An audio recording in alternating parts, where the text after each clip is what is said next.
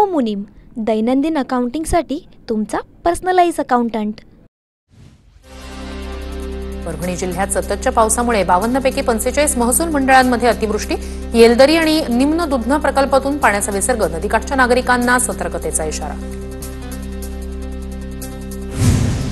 नांदेडच्या गोदावरी नदीनं धोक्याची पातळी ओलांडली, विष्णुपुरीचे 6 दरवाजे उघडले, 64,412 क्युसेकनं विसर्ग सुरू, विष्णुपुरीचे आणखी 2 दरवाजे उघडले जाणार।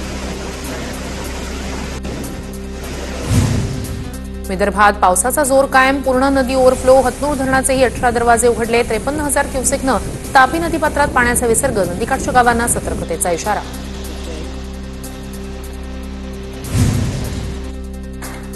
जालन्यातील सोमठाणा मध्यम प्रकल्प 80% भरला, ड्रोनच्या माध्यमातून टिपली धरणाची विहंगम दृश्य।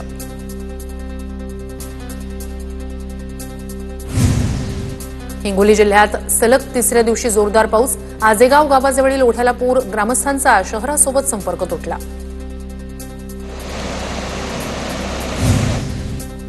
लातूरच्या उदगीर तालुक्यातील धडकनाळ आणि बोरगावमध्ये पुराचं पाणी, गावात मोठं नुकसान, उदगीर देगलूर महामार्गावर वाहतूक ठप्प।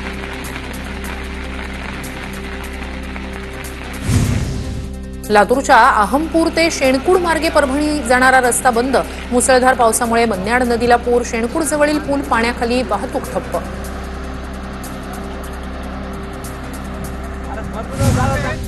नांदेडच्या मुखेड तालुक्यात ढगफुटी सदृश पाऊस, 5 ते 6 गावात पूरस्थिती, हसनाळ गावाला पुराच्या पाण्याचा वेढा, काही नागरिक धोकादायक स्थितीत अडकल्याची माहिती।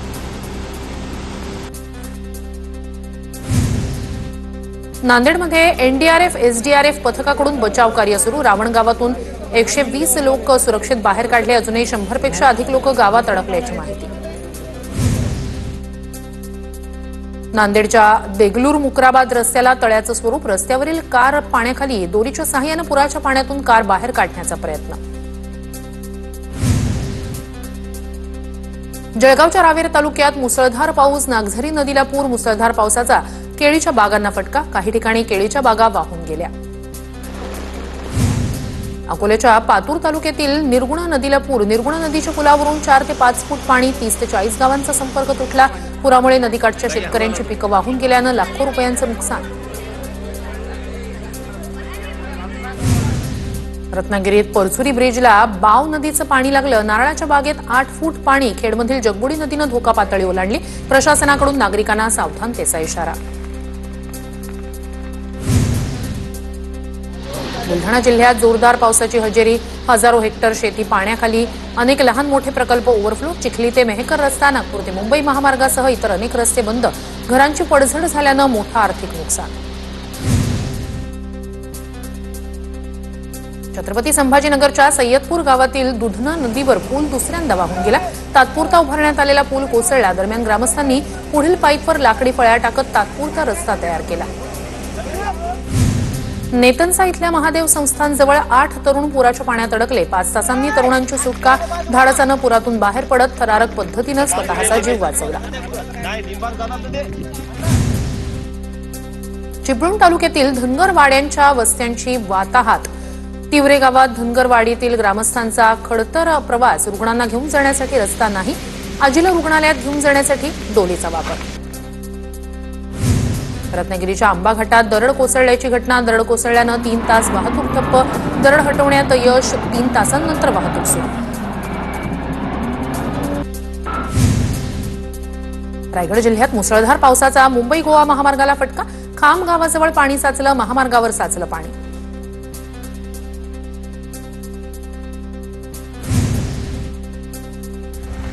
रायगडच्या रोहा तालुक्यात मुसळधार पावसामुळे कुंडलिका नदीला पूर, कुंडलिका नदीनं इशारा पातळी ओलांडली, नदीकाठच्या नागरिकांना सतर्कतेचा इशारा।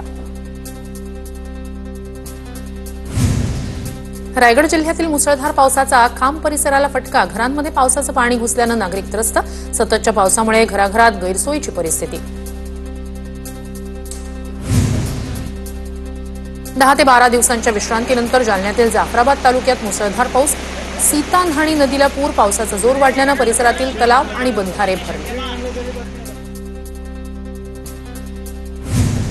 वाशिममध्ये मुसळधार पाऊस सुरू, बाळखेड गावाजवळच्या नाल्याला पूर, महागाव बाळखेड रस्ता बंद, 2 दिवसात तिसऱ्यांदा गावाचा संपर्क तुटला।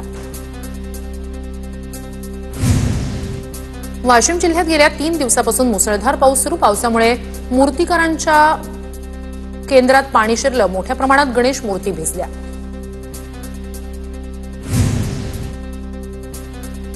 वाशिमच्या उतावळी नदीला पूर. छत्रपती संभाजीनगर ते नागपूर महामार्गावर वाहतूक ठप्प. रोडच्या दोन्ही बाजूला वाहनांच्या लांबच लांब रांगा. समृद्धी महामार्गावर वाहणारं पाणी उतावळी नदीत प्रवाहित केलं. बुलढाण्याच्या पैनगंगा नदीच्या पाणी पातळीत वाढ. पेनटाकळी प्रकल्पाचे 9 दरवाजे उघडले. प्रकल्पातून मोठ्या प्रमाणात पाण्याचा विसर्ग. नदीकाठच्या गावांना सतर्क राहण्याच्या सूचना. एकीकडे वर्धा नदीला पूर आला असताना जोरदार पावसानं चंद्रपूरकरांची चिंता वाढली. पाऊस असाच सुरू राहिल्यास चंद्रपूर शहराला पुराचा वेढा बसण्याची शक्यता. चंद्रपूर हैदराबाद मार्ग बंद. महाबळेश्वर तालुक्यात कालपासून मुसळधार पाऊस. कोयना, कन्हेर, धोम, उरमोडी धरणाच्या पाणी पातळीत मोठी वाढ. महाबळेश्वरमध्ये मागच्या 24 तासात 121 मिलीमीटर पावसाची नोंद.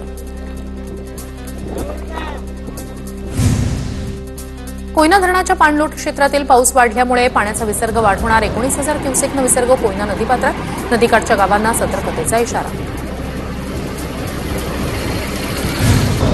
सांगलीच्या शिराळ्यातील चांदोली धरण क्षेत्रात अतिवृष्टी. पावसामुळे चांदोली धरण 91% भरलं. चांदोली धरणातून वारणा नदीपात्रात 6,500 क्युसेकनं पाण्याचा विसर्ग.